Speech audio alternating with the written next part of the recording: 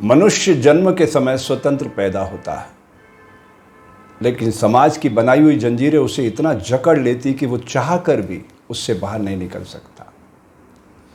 यानी बीज पहले ही बीच में रुक जाता है पूर्णता को प्राप्त करने से पहले। ये सब एरर कहाँ है, ये समझने के लिए हमें सनातन संस्कृति के दिव्य स्वरूप को आत्मसात करना होगा। प्रकृति हमें 100 साल उम्र देती है, 36,500 दिन, 25 वर्ष ब्रह्मचर्य आश्रम। प्रकृति हमें निखारती है अपनी ऊर्जा शक्ति से जोड़कर। 25 साल ग्रस्त, वो कहती है प्रकृति की बगिया को गुलजार करो, इससे आगे बढ़ाओ, विस्तार करो इसका। फिर 25 साल वानप्रस्थ, अपने स्वरूप की यात्रा करो, मैं कौन हूँ, मैं कहाँ से आया हूँ, कहाँ मुझे जाना है। और 25 साल संन्यास, ये सबसे उच्च कोटि की अवस्था है, देना ही देना। समाज से लेने की सारी अभिलाषा समाप्त हो जाती है, देना ही देना रह जाता है। तो इस पूर्णता को प्राप्त करने के लिए हमें 299 महापुरुषों ने भारतीय संविधान दिया। कर्तव्य तथा अधिकार के मध्य संतुलन बनाने का तरीका बताया और अपने भीतर की ऊर्जा शक्ति से भारत को दुनिया का सबसे खूबसूरत लोकतांत्रिक देश बनाने का मार्ग प्रशस्त किया। ये अलग बात है कि अभी तक हम उस पर एक कदम भी नहीं चल पाए। 75 सालों में हमने पहला पृष्ठ भी भारतीय संविधान का खोलकर नहीं देखा कि वो हमें क्या संदेश दे रहा है। हम भारत के लोग भारत को एक संपूर्ण प्रभुत्व संपन्न लोकतंत्रात्मक गणराज्य बनाएंगे, एक ऐसा राष्ट्र जिसमें कोई भेद नहीं होगा, ना कोई बड़ा होगा ना कोई छोटा होगा, सब बराबरी के नागरिक होंगे। क्या ऐसा हो पाया? बिल्कुल नहीं। वो एरर कहाँ है? सबसे पहली गलती हम करते हैं जब हम अपने जनप्रतिनिधि चुनते हैं, गैर जिम्मेदार लोगों को हम अपना कीमती मतदान देकर उस जगह बैठा देते जहाँ से पूरा सिस्टम चलता है। तो इस पहली गलती को सुधारे बिना बीज को पेड़ बनाना असंभव है।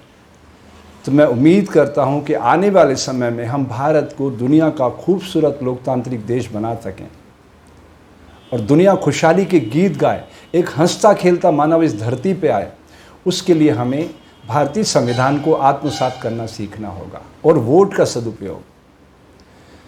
हर इंसान के भीतर एक ऐसी ज्योति जलाना है वो समझ सके कि सामाजिक समरसता के मायने क्या होते हैं, समानता के मायने क्या होते हैं, बराबरी के मायने क्या होते हैं और इंसान कैसे एक दूसरे के पूरक बन के इस धरती पे स्वर्ग को उतार सकते हैं।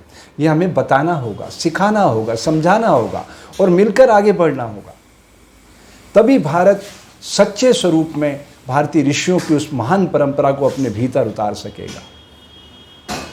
तो मैं आपसे प्रार्थना करता हूँ कि आप लोग जागिए, समाज को भी जगाइए। बस यही त्रुटि हमें ठीक करना है और अगर हम ऐसा कर सकें 5 सालों के अंदर भारत लोकतांत्रिक स्वरूप में प्रकट होने लग जाएगा। अगले चुनाव में मोबाइल से वोट आ जाएगा, 10 मिनट के अंदर पूरे भारत में चुनाव हो जाएंगे। इतने हमारे पास आईटी प्रोफेशनल्स हैं भारत में। इसका मतलब हमारा अरबों रुपया जो चुनाव पे दुरुपयोग हो रहा है पैसे का, वो सब बचेगा, हिंसा मारकाट बचेगी।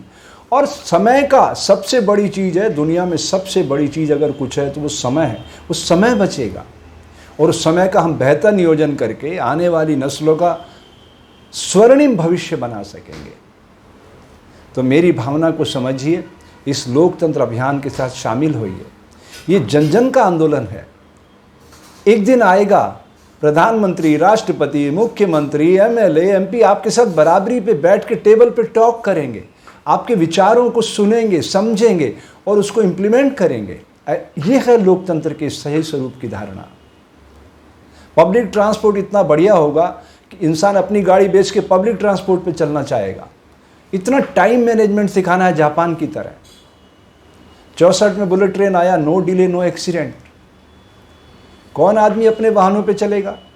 जब पब्लिक ट्रांसपोर्ट इतने पंक्चुअल हो जाएंगे कि 1 सेकंड आगे पीछे नहीं चलेंगे तो कौन आदमी अपना समय जाया करेगा और कौन पैसा व्यर्थ करेगा? और सारा समाज की बेहतरी पे खर्च होगा।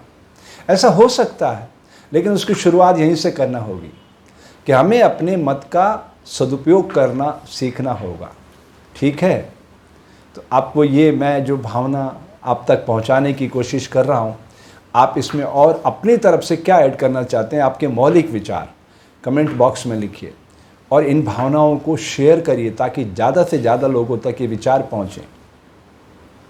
मैं आपसे उम्मीद करता हूँ कि एक सच्चे अच्छे लोकतंत्र की स्थापना के लिए आप इस पूरे मिशन के सहभागी बनेंगे। धन्यवाद। जय हिंद, जय भारत।